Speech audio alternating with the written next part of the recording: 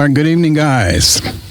Little special episode this evening, Local Orbit. And we have with us in the studio Mr. Anthony Nicholson. Good evening, everybody. How are y'all? He is main vocalist, guitar, and founding member. Yeah. So, anyway, we're going to talk about all things Local Orbit tonight. It's just something I don't get often to do, so I'm excited about this. Yeah, sounds like fun. So, start from the top, like give us a, starting date and like who was in it and that kind of thing. Sure. Well, Local Orbit is the home for my entire songwriting catalog for my entire existence. I set out to just kind of have one band, to be one umbrella for everything I write, and that's what I've done with it. Because growing up, like, you'd be in bands in high school and see people in and out of bands, and they would lose songs because the band broke up, and I didn't want any of that. So kind of sat on a mission to kind of do this. A mission from God. I don't know about God. A mission from God. I'm not much for praying, so, but yeah, it was just the idea that, you could do, any kind of music you want just under a band name, which also kind of pockets you into a weird place where everyone wants to be a genre and everyone wants to be this and that, but you don't get to be that with Local Orbit because, it's a rock band, but that's really the only kind of, rule is that it's got to be kind of rock and roll music, and that's just because of the talent that we collected together and started trying to build. Ended up having a rockier, punkier, harder sense, but there's also a whole other side to it. So okay, speaking of that, start us from the top. From the top, yes, sir. So Local Orbit, I was going to UAH, and I had tried to put together a band in community college, and the beginning time at UAH kind of just fizzled apart. And one day I was like in between classes, sometimes like you'd have a long break, and I went over to this place on Bob Wallace that doesn't exist anymore called Music Go Round. And Music Go Round, back in the day, you had like in every music store there was a billboard, and the billboard like a little cork board, and people would put up, drummers looking for this, guitarists needing this. Well, I was about to post an ad for myself looking for people, but then I saw this thing that said, drummer looking for original project, and it gave his pager number, because this was back in the late 90s, early 2000s. Pager. When people had things like pagers, and so I paged the dude. Funny thing about that, he had this thing. It looked really nice. At the bottom of the paper, there were little tabs with this pager number, and they were all tore off. Well, I didn't tear one off. I just took the whole thing, and so I took the whole thing, and I went and paged the dude. And we started trading tapes. His name was Tony, and he's now the drummer again with us. So he's the drummer still today, but he had a 10-year break where he left to go do other things with his There's career. Tony. That's Tone.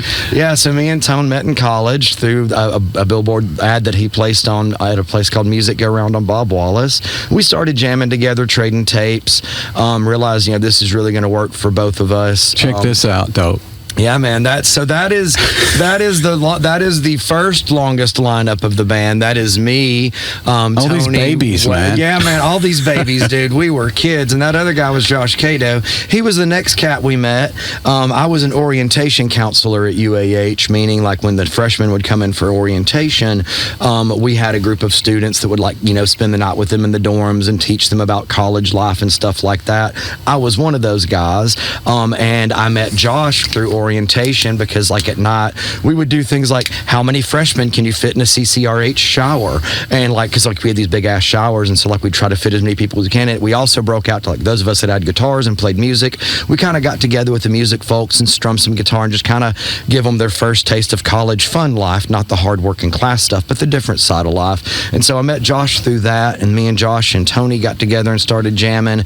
We were together for 5 years and played a bunch of shows without even a bass player. And then we found a bass player. His first bass player we had with us was named, which you do not have a picture of him because none of us could find any pictures of us with him. His name was Jonathan. I forget his last name. Sorry, dude. Not that you'll ever see this, but sorry, dude. But we recorded an EP with him and played a few shows with him. And then he went away, and we went and recorded up in this place called in Nashville called Headroom Studios. And we actually, from my very first project before Local Orbit, I worked with this guy named John Murphy. Murphy, and he was a brilliant bass player. And so we recorded a second EP with him, and then he didn't really want to be a part of the band. He just wanted to, be in the studio with us for that one EP, and that was cool. And then there was this website in Huntsville.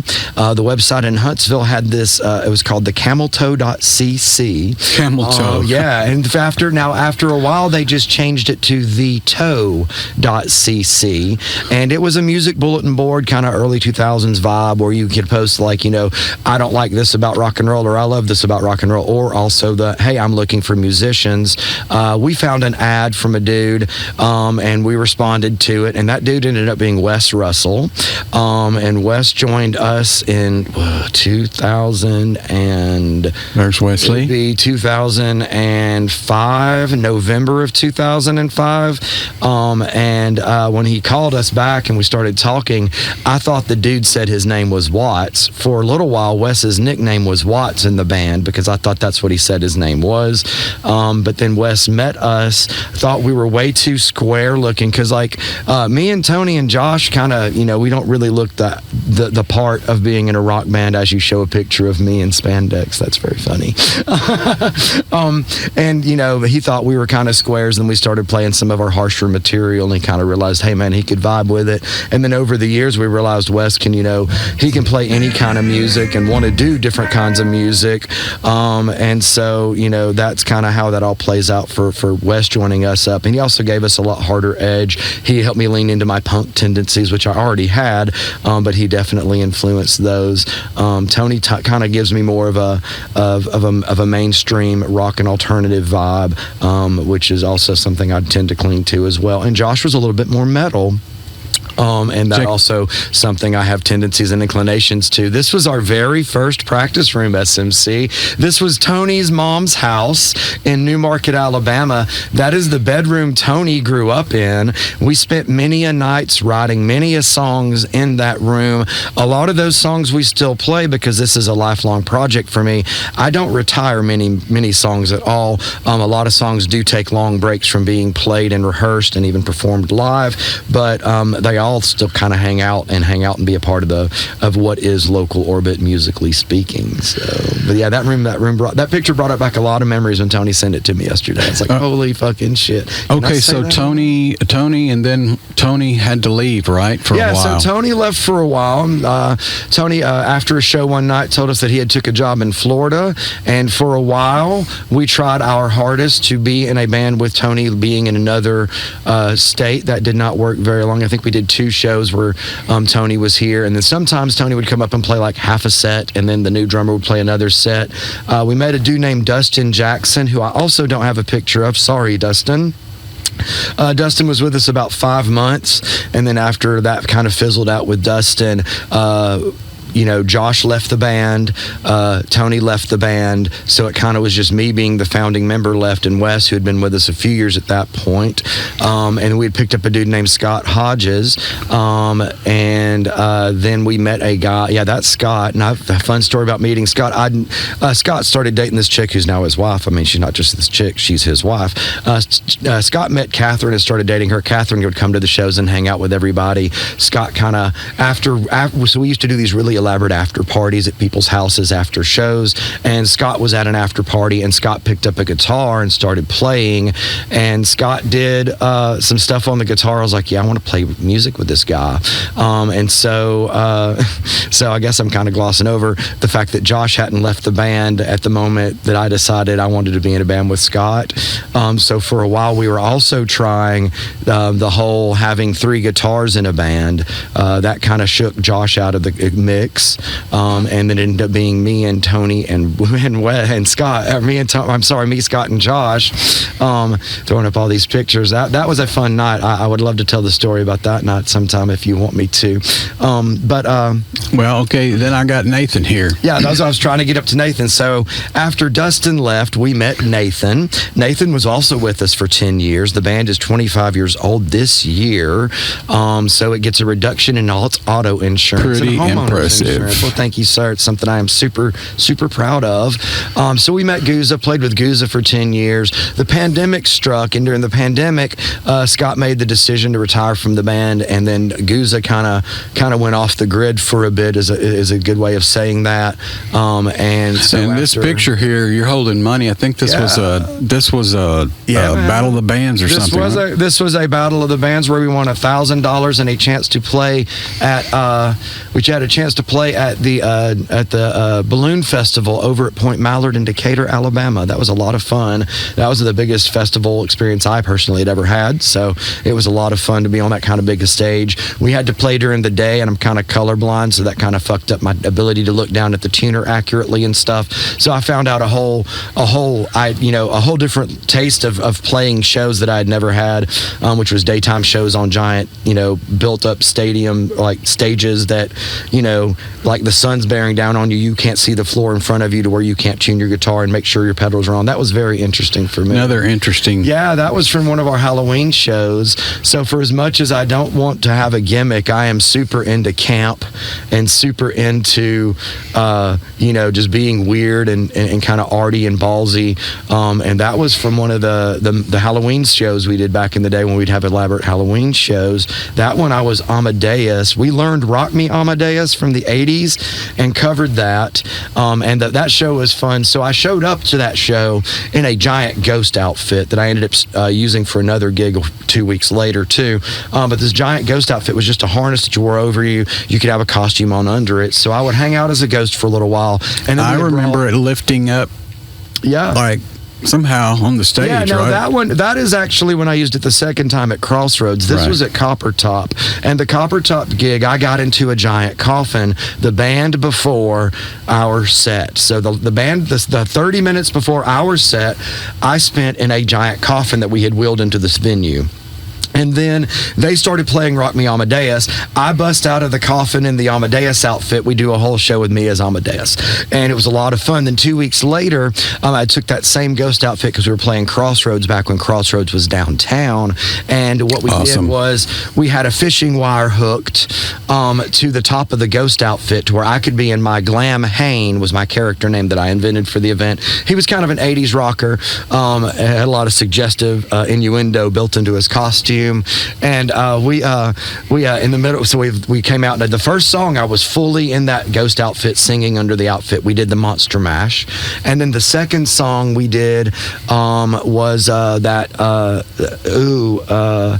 Hollywood Babylon. It was Hollywood Babylon. Right, Misfits. Yeah, we covered the Misfits, Hollywood Babylon, and in the middle of the song, I had a buddy of mine backstage with the fishing wire. We had wrapped it up around one of the bars up in the rafters, and he pulls it up. Well, I forgot to mark the stage where I needed to be pointing to where I was looking out at the crowd. So when this thing works up, I'm singing in my costume reveal, and I'm singing and I'm facing Scott Hodges and not the crowd. Luckily, Scott was one of those brilliant people on stage where he would roll with the punches. He did not have any kind of hesitation where if you threw that boy a curveball, he'd play with it. He was very improv. It was very much yes and it was great. And so like he played off that, and he got, it was so, like I was revealed to him when he played off of me revealing to him instead of the crowd. He saw the shock in my face, and I danced over and got in the right position, and the show went crazy awesome as, and stuff. But those kind of moments will always stick with me. It was a great show. I was there too. It was a fun night. It was us, the Casket Kids, and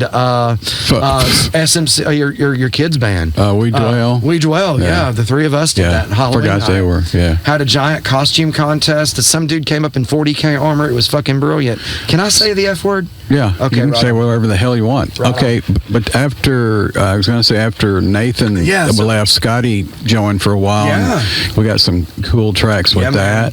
Scotty wrote a series of songs with us that I still hold super dear to my heart. He wrote Hey Lover, Gravity Check, Heart So Big, Drummers and Dragons, and then two of our joke songs that I really love that we don't ever really get to do. Roll Legal War Tide, and The Green Hit. He did those two with us as well. And your newest member is... Oh, yeah, and then we went through, then Tony came back after Scott left, and now, after a series of really interesting lead guitar tryouts that lasted about a year and a half, a guy from Drip Centric from back in the day, who I had personally asked, I think on 2 occasions, and I know Wes had bugged him before about, hey man, will you come and just jam with us and join up with us? We got Aaron Wilson, and Aaron is fucking brilliant. He adds a interesting side to the band where Scott was pure, untamed lead guitar energy. Aaron is a lot more thought out. He's a lot more planned and methodic, and I think it really brings a tightness to the band, especially in the recent recordings we've done. Scott's definitely off the cuff. Yeah, Scott is extremely off the cuff. Well, Aaron likes a plan, and I think I like a plan too. So it's been a lot of fun having Aaron on board with us the past, I guess, oh my God, it's been almost a year and a half now. I know, it's hard to believe. Well, all right, before we get too far into it, let's throw up some videos, and then we'll talk about them afterwards, okay? Okay, sounds good.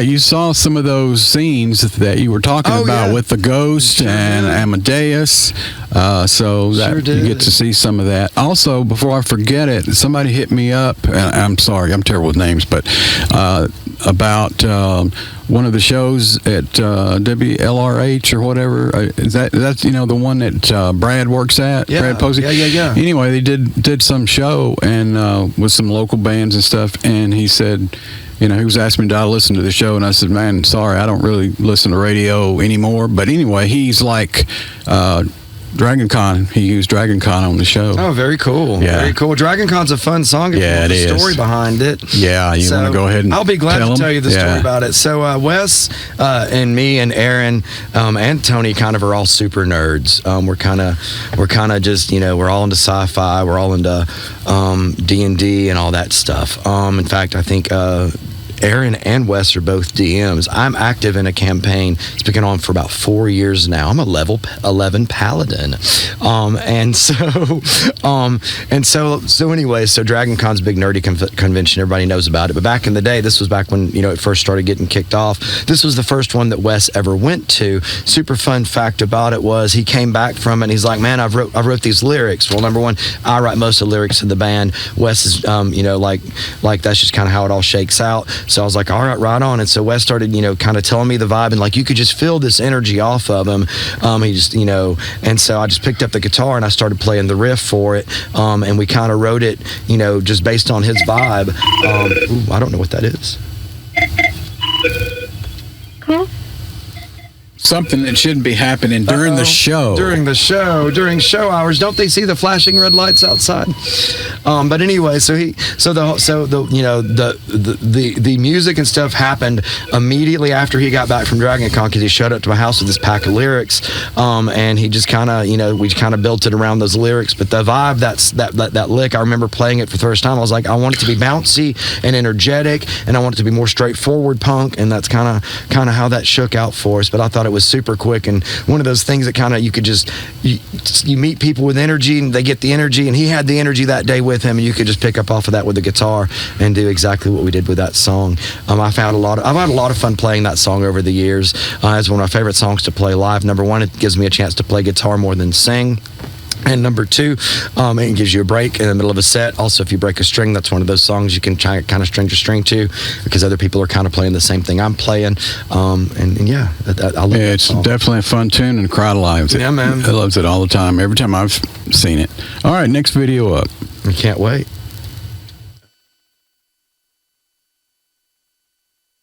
This song's called I Want to Be an Astronaut.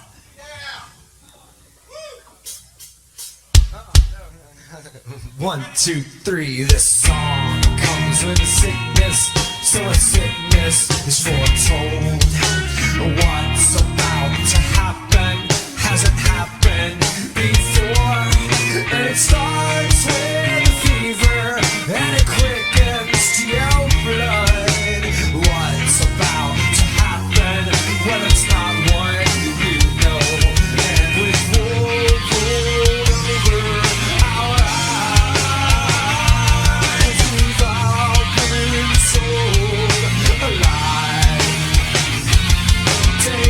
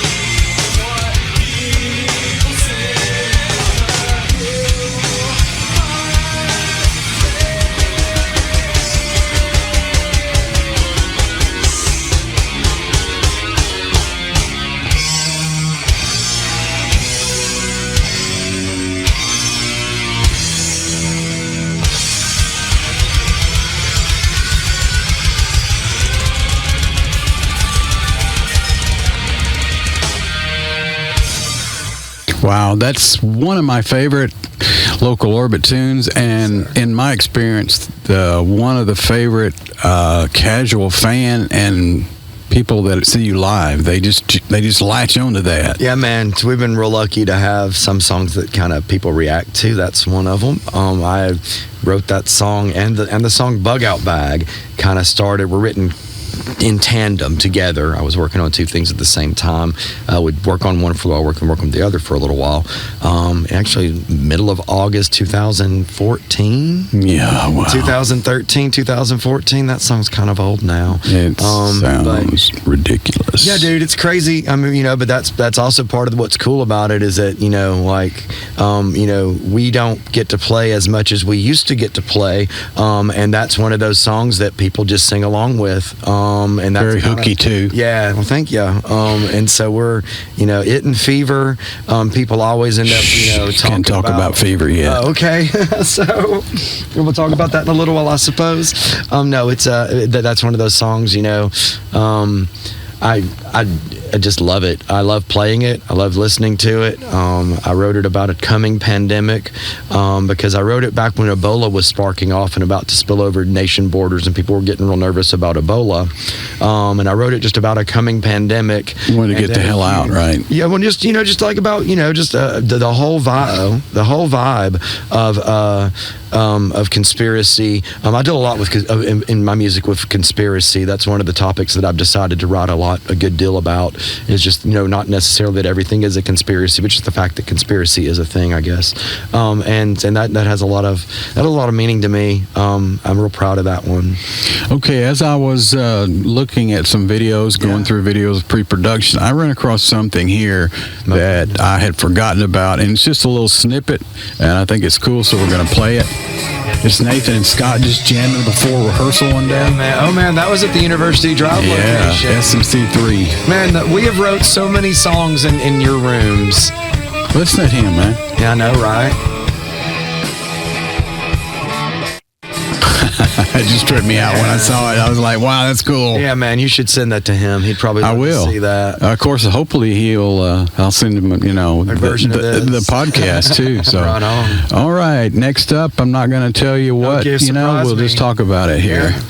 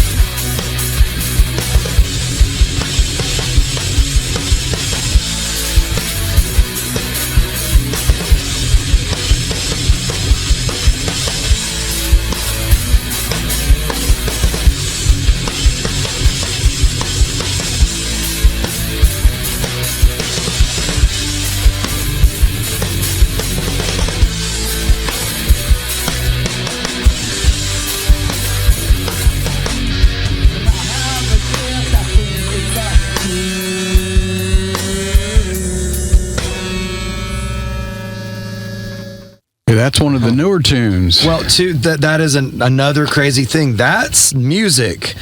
Is a song I have had since like 1998. So musically speaking, that song is ancient to me and to Tony because it was a part of the original set of songs that we had, that I sent him in tape and he would send me back recordings of his drums over stuff. So that song is, musically speaking, super old. Around the 23rd anniversary, Tony and I got together and we just opened up the vault because just him and I here in the studio with you, and just opened up the vault and started playing a bunch of crazy stuff that we hadn't really touched or thought about. And we've brought back a ton of those songs for the past few years in our set lists. The Leech is one of those. Song X is one of those. Now, the vocals to Song X came out of a joke. We were talking about, we had just finished writing a song called Slam Dancing at the End of the World, and I had always, realized that I write a lot about the end of the world. I write a lot about a post-apocalyptic existence. I write a lot about bug-out bags and things like that. So, like, I realize I'm already in the doomer side of music as is, but, I'm jokingly, right before we jammed out at Musically, jokingly, I was talking to them. I was like, hey, boys, we should write a whole record about the end of the world and call it Songs for the End of the World. I also joked, that seeing the future as gloom is really just like picking the lowest fruit off the tree. It's pretty easy to look at the future and see the worst because the worst is always happening and it's just getting worse. But wait, it gets worse. And so we jammed the song and I just spit out those lyrics just as a joke on the whim, and they've stuck with it. And so now that is part of our chapter of songs about the end of the world. Cool. It's about a person who sees the future, and they kind of hate the fact that they see the future because they realize there's nothing they can do to change it. Like their mutant power, their special powers, just being able to see the end of the world. It's not really, you can't stop it or anything. You just, he just knows it's going to happen. It was a joke. Alrighty. All right, let's move on here to the next video. Yeah, man.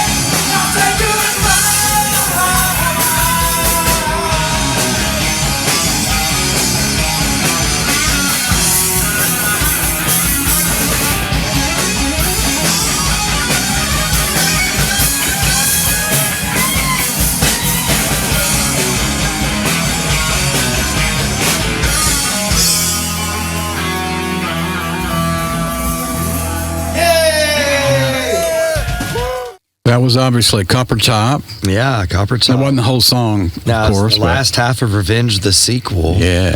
A song written about my love of horror movies. Wrote it before Wes showed up, about a year before Wes showed up. Me and Tony and Josh used to go to all the shows we could and be a part of the scene as much as we could. And we went to this metal show at what the building's now Shags, with the outdoor stage. But back in the day, it had another name. I don't remember the other name. They had a metal show. It was outdoors. The next day I'd woke up and went into my writing session. I'm one of those guys who likes to write on I like to write. So I make time in my day to write. So I'm always writing. Even if I don't get anything out of that day, I still have part of my day that's segmented to write. Been that way my whole life. I went to my writing section that next day and came up with the music to Revenge and showed it to Josh and Tony. And this was back before we had Wes. And they used to joke, "Don't take him to a metal show. He'll write another Revenge of the sequel." So because it kind of has. I think that would be a good thing. Yeah, I know, right? It leans into my metal tendencies. I have those. I mean, that's a killer tune, dude. Thank you, sir. So it was originally played with an EBow when Josh did the lead guitar part, and then when Scott came, I handed Scott the EBow, and he's like, "No, man, I'm gonna do it with a real bow." And I was like, Are you being serious? Because that's what I've always wanted to have done. And sure enough, dude, he came up with that part, which was basically the part that we had already had for it. But then he really opened it up and playing a bow, a distortion pedal, and a delay pedal, and Scott on guitar. He made some real interesting sounds out of that. Every intro was always different for the night. It gave it the kind of bigger show feeling to me when he would pull out that bow. It always woo people too, dude. Like there were several nights where you had to kind of like to make sure people weren't too close to him playing the bow, because people wanted to get up next to him, and watch him play the bow and the guitar like that. It is a great little. It was a great little song. Yeah, I miss the bow. I definitely miss do. it so much. I miss that bow so much. All right, let's move on. Next video.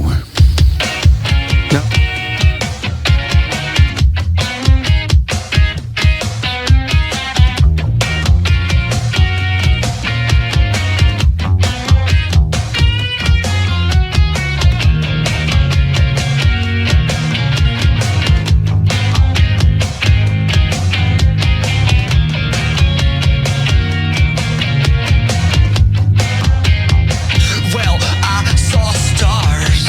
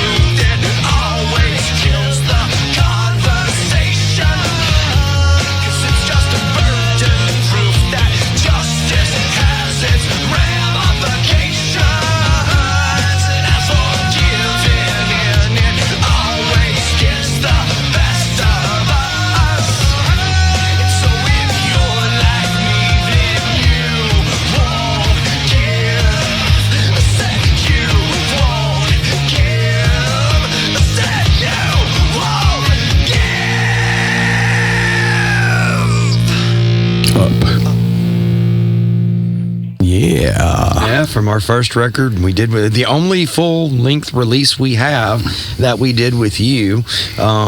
Those fun times there, man. Fun times. That was back up in the Hazel Green days. Yes. DJ was tiny. That had to be, what, 15 years ago? Something like that? We released it in October 2013.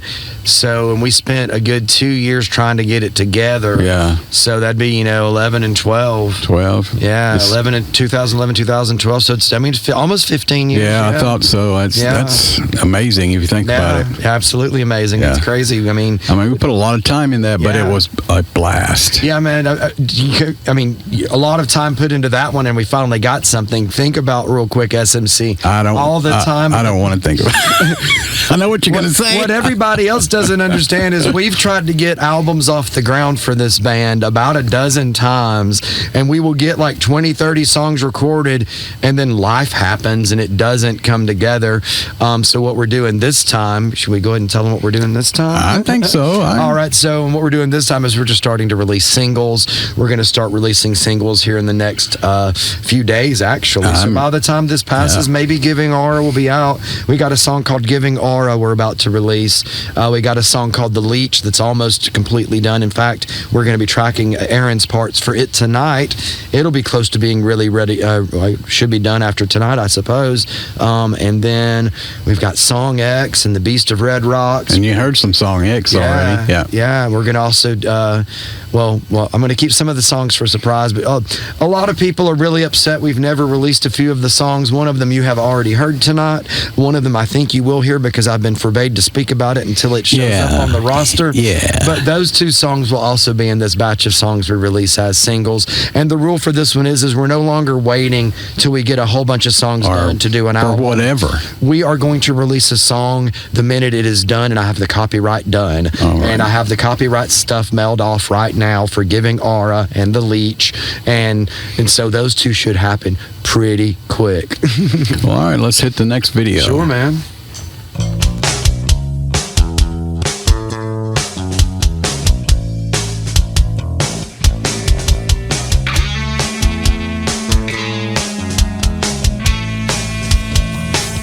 Well, you know what? Forget your son.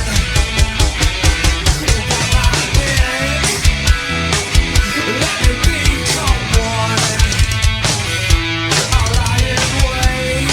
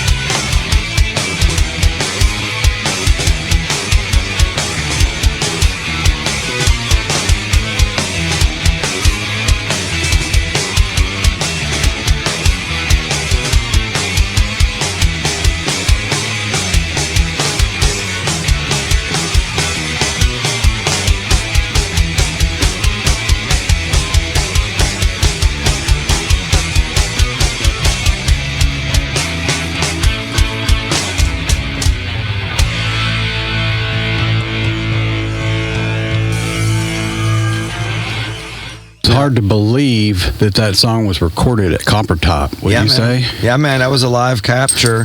That's a deep cut, by the way. That's a song we don't even get to do anymore. Written about the moment you decide to become a vampire, meaning the moment somebody says, hey, you know what? I'm okay with you biting my neck. Let's do this. It came from a TV show I was watching. Was it called Preacher? Yeah. Is that no spoilers, but in the second season, somebody is dying of cancer and wants to become a vampire. Well, I finished that episode and started playing guitar and wrote this song because I was like, what if somebody, like, what are you giving up? Well, you're choosing to make people your prey. You're choosing to even, during suffering, to eat. Anyways, that's what that song's about. Another love of scary movies and horror movies like Revenge the Sequel and so many of my others. So, all righty here. Let's move along. Next video. Oh my gosh.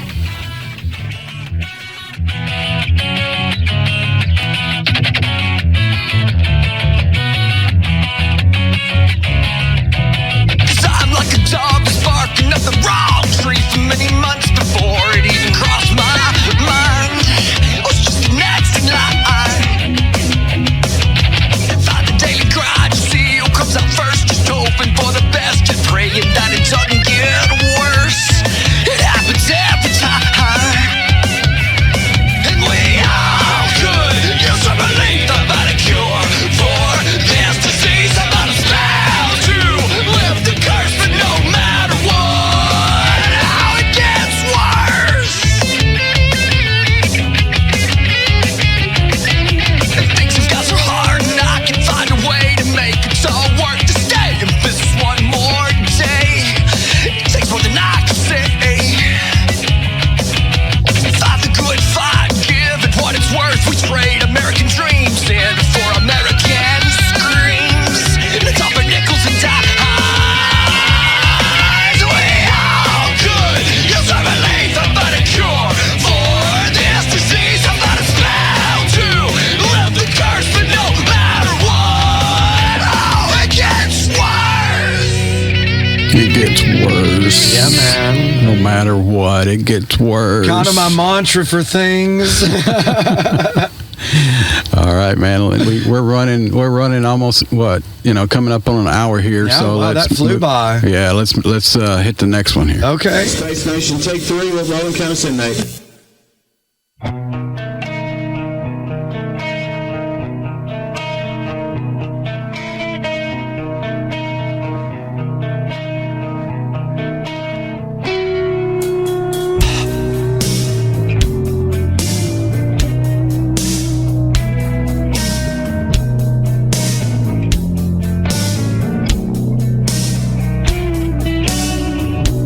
Hey, look there.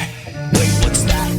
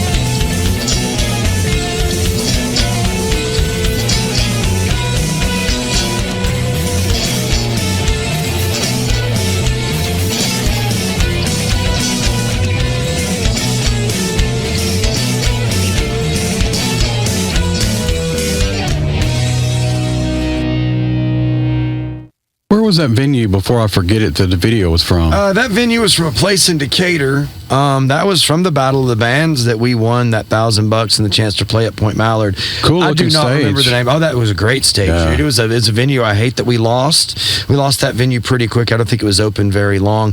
That version did not have the samples in it that I built based on people's UFO Oh, testimonies. yeah, that's that I right. got It did, from did it? Reddit. The Yeah, ending. I man. knew something was Yeah, missing man. there.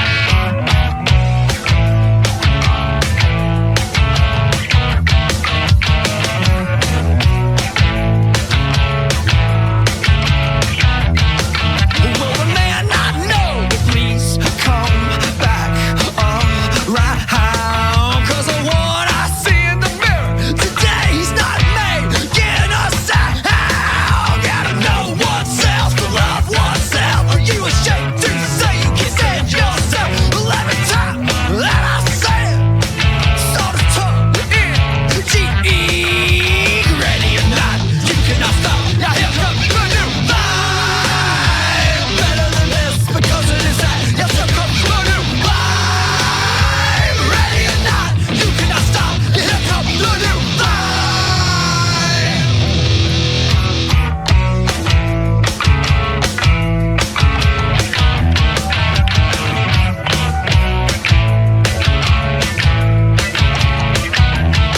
Will the world I know please turn back around? 'Cause of what I see on the news today, it's both a lie and a sham. Yes, you take the leads, you treat them like facts, but it's evident that you're truly black. I don't buy in to the value of money. That's just as tall and deep. Ready or not, you cannot stop. Now have the new vibe. Better than this because it is that. Yes, here comes the new vibe. Ready or not, you cannot stop. Here comes the new vibe.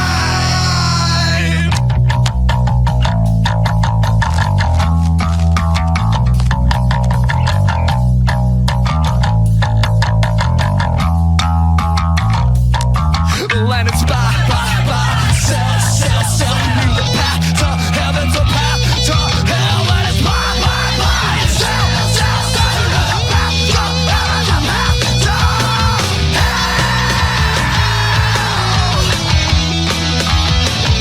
A path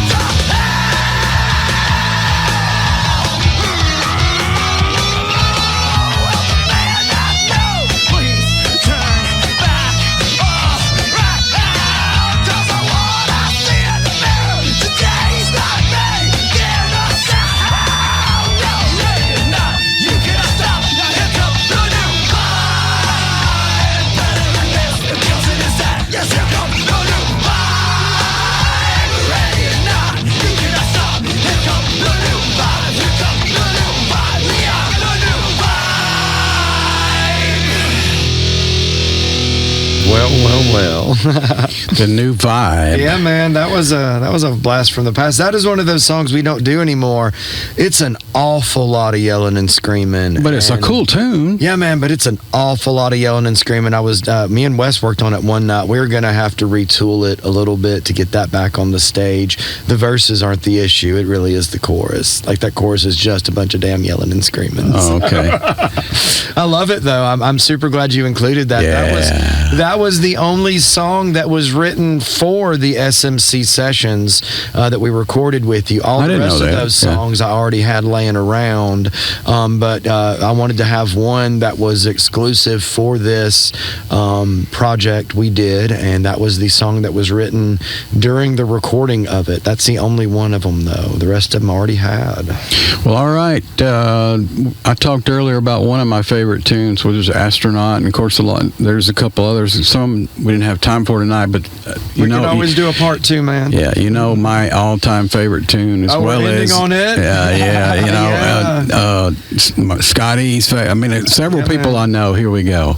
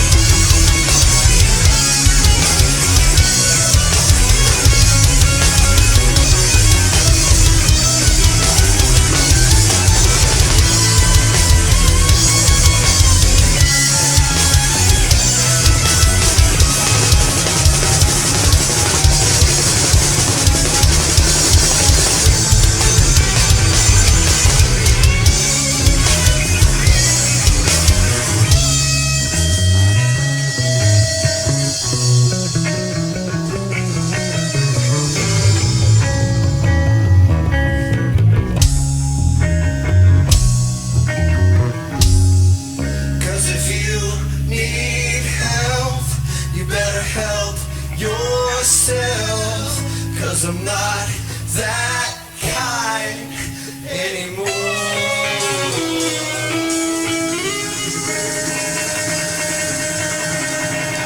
Wow. That's kind of a fitting way when we end a lot of shows with Fever, so we can end this episode with Fever. Everybody jokes that they don't like a jam band, but that's one of my jam bandy kind of songs, man. That's a good 6.5 minutes on a good night. And I hate jam sometimes bands. yeah. That's my favorite song. Yeah, crazy, ain't it? I love jam bands. I like all kinds of rock and roll. I can't lie. Okay, well, this has been a great show. Yeah, man, I enjoyed it. thank you. You know, I mean, this is like definitely a love. You know, it's not like, let's do local orbit show. Oh, thank you, sir. I know for those of you that don't know, we started working with SMC, God, 100 years 2010? ago. It was 2010. It was right as we got Guza, so it was 2010, and it's 2025. It's hard to believe. The amount of music that SMC has heard of mine is ridiculous. He knows us better than most anybody because he hears us more than anybody. And right in that room this there. room, yes, yeah, sir. in that room there's Yeah. just a little while. Yeah, man, you we're guys about will to- be doing some stuff. We're about to record The Leech, and we're about to Yeah. record Beast of Red Rocks, and for guitar for those two. And then Song X has got some guitar work, and then we're starting a new track tonight. I don't know what it'll be. I'm going to let the boys decide that. So, Well, alrighty, guy. Well, Thanks thank for you. dropping by, and I have enjoyed the show. And you know, we'll probably work out something to get you in here again. Maybe some of the other guys. I that don't sounds know. great to me. Yeah, man. Thank you for everything for all these years, SMC. I don't think Hey, anybody's no ever told you problem. that. So, It's been a blast, Right and on, I man. enjoy it. yeah, man. All right. We'll get to. I guess we get to stop the recording, but then we get to go to work because we're here to work tonight. So. Yeah. Well, anyway, we'll see you next time, and I don't know what it'd be about, but we'll figure something out. So, Y'all be safe, everybody. Yeah.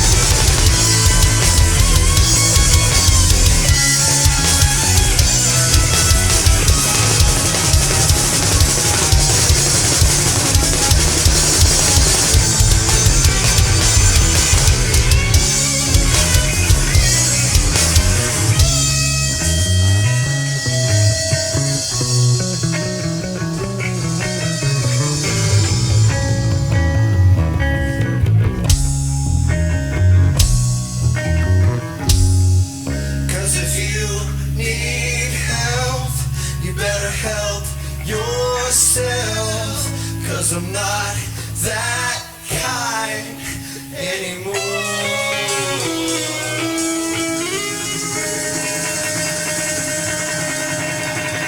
That's the old people we've lost.